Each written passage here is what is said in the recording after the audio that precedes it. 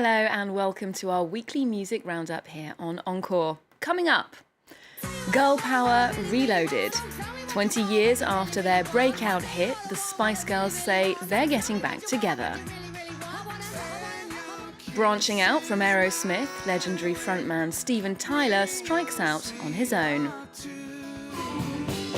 And the French city of Vienne stretches the definition of jazz as its annual festival welcomes musicians from Nile Rodgers to Diana Krall to Ibeyi.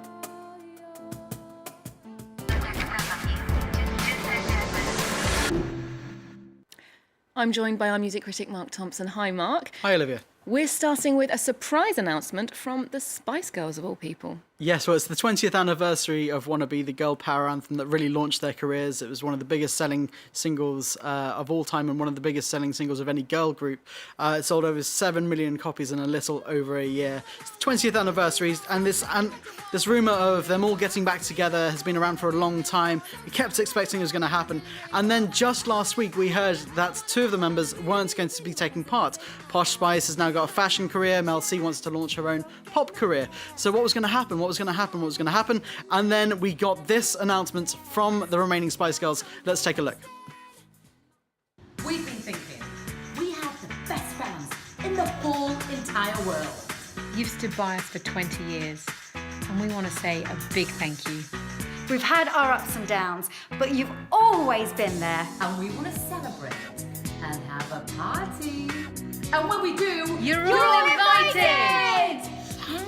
Thank you. Thank you so much.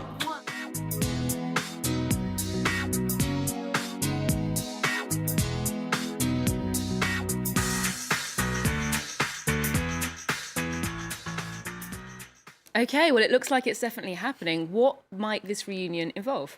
Well, we don't have any official confirmation just yet. The strong rumour is that they're going to be a big show at Hyde Park next summer to mark the 21st anniversary of Wanna Be. Now, Mel C, as I say, is not going to be involved in the big reunion, but she may well make a cameo, especially if she just happens to have her own solo album out next year. It'd be quite nice timing, wouldn't it? That said, I don't think this is necessarily what all Spice Girls fans have been really desperately looking for. We have seen reunions from the girls before. Back in 2007, they had their Greatest Hits tour. Back in 2012, most recently, they obviously opened up the Olympics opening ceremony as well. I think a lot of people were hoping that's what they would do this time around, but you know, they're not in the same place as they were, and these three that are left, Jerry, Emma and Mel B, there's actually talk of them having their own TV show on top of this. But as I say, nothing's confirmed yet. It all seems to be in the pipeline for the moment, but I'm sure we'll hear sooner rather than later. Well, it's certainly whetted the fans' appetites. Now we're moving to a man who's going solo after decades as the frontman for a legendary group, Aerosmith. Steven Tyler has his first record out this week, and it's called We're All Somebody from Somewhere. He's not wrong. Yeah, it's profound, isn't it? That's a bit harsh, but it's actually the 30th anniversary of Walk This Way, the pioneering single that Aerosmith made with Randy MC. This album is nothing like that. It's also nothing like any Aerosmith song. So I can understand why both he and the band wanted this to be a completely separate project. It's a lot more country. It's also pretty cheesy in my point of view. Let's have a little listen to a track from that album.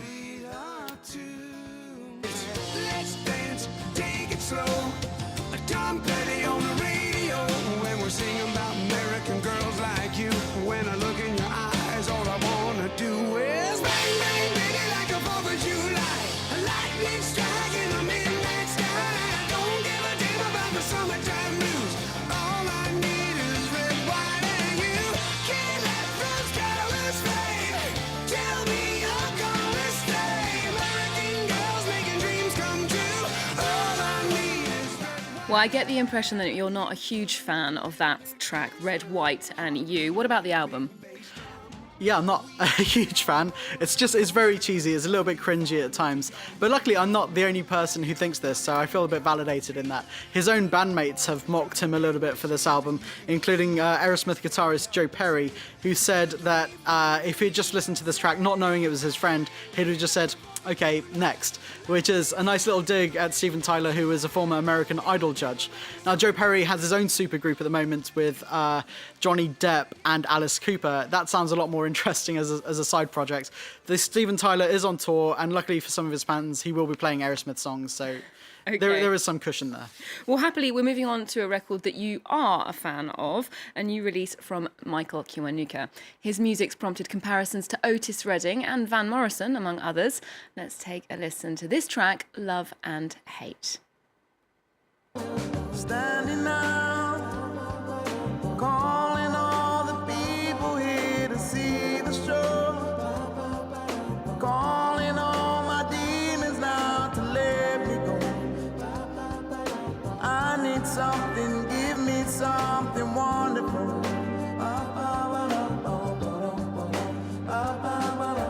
I believe she won't take me somewhere I'm not supposed to be. You can't steal the things that God... Now, he's a musician who's been on your radar for a while, Mark. Yeah, about 4 or 5 years now. I really enjoyed his debut album, Home Again, and that was back at the time when he was really supporting Adele. So he's clearly had a bit of profile back then as well, and he's just really gone from step to step. This album is a lot more mature. It's a lot more interesting. It's also very socially aware. There's a song on here called "Black Man in a White World," and I think that's a very poignant song at the moment. It could easily be a Black Lives Matter movement anthem if they decide to take it up. And part of this socially aware aspect comes from the fact that both of his parents are Ugandan and they fled under the time of Idi Amin. And he says that meant that when he was growing up in the UK, he felt very distanced, very much of an outsider. And I think that has informed his lyrics and this album a lot.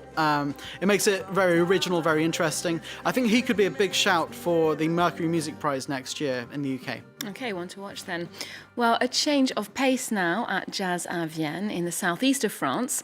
Miles Davis, Keith Jarrett, Ella Fitzgerald have all graced its stage. Now in its 36th year, it's the 4th biggest festival in France, with over 200 concerts taking place. Our reporters Aurore Dupuis, Sonia Patricelli and Stefan Boden were there to check it out.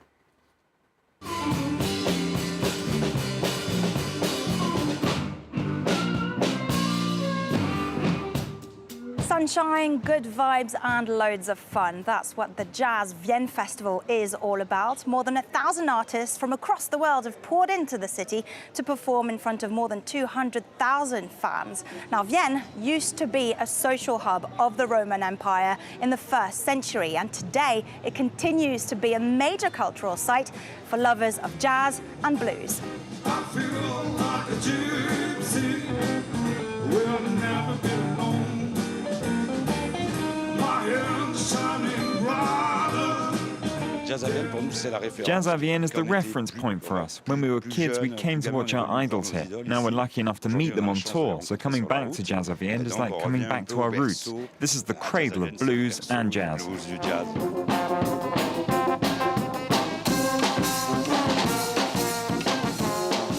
We can see lots of new bands that are really good. And even if we don't like the music, we have a great time picnicking on the grass with our families. Well, we like the girls playing here. We came tonight because we like Esperanza Spalding and Yael Nem. For the 36th edition, fans have indulged in the vibes of musicians like Ibeyi and Beth Hart, who performed in a Roman arena, an impressive stage with great acoustics. When they were telling me about it before I arrived today, I was like, yeah, and then I come out like, oh my God. Yeah, it's fantastic, and I'm totally honored, and I hope we do a good job for everyone. You play different when you're in front, when you're in, for example, a theater, or when you're in a festival, or when you're in a club. So it's really nice to play in this wonderful venue. I got something to say.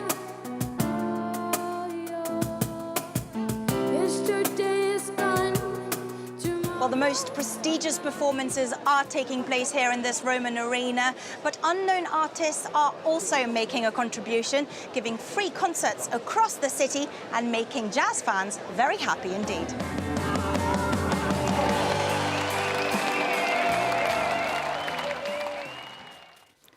Now, another festival taking place here in France this week is Les Vieilles Charrues. It's celebrating a quarter of century in existence. That's quite an important birthday. Yeah, quarter of a century, and it's around 250,000 people. This is France's largest festival. It's in the west of Brittany. And as you might expect, those kinds of figures, those kinds of numbers bring in some big names. International artists, we've got Pharrell, Lana Del Rey there this year, Major Lazer, the Pixies, the Libertines, but also a lot of big French names go there as well. Quite a lot of up-and-coming or just recently established names like Jane, Lilywood Nekfeu, and The Avener. Although if I had to pick one name that might sneak under the radar with all these huge artists there, it's an LA punk group called Fiddler. They've had a really good album about 2 or 3 years ago, and they're just coming back on the scene again. And they're also playing in Paris this week, so they would be my ones to watch out for. Okay, well, they're playing in Paris, but they're not the only ones. We're pretty spoiled for choice this week in the capital. Some huge names are in town. Yeah, the football's over, but the music is taking over now. We've got Rihanna and Beyonce turning up next week, but before then, we have Bruce Springsteen, we have Cyndi Lauper, we have Lucky Peterson, George Clinton, Giorgio Moroder. It's just a huge, bountiful, it's just a huge pick of musicians to have there. Now, the Boss is touring in Paris as part of a 35th anniversary collection box set that is released of his album called The River. Now that includes these performances from this time 35 years ago when he was really in his prime, and I think it'll be a great show tonight. Okay, well, it's something of a consolation prize then for those not seeing the Boss on tour. We'll leave you with The River from that collection. Thanks for joining us, Mark, and thanks to you at home for watching. Remember to check out our website. We're also on Twitter, Facebook and Instagram. There's more news coming up on France 24 after this. But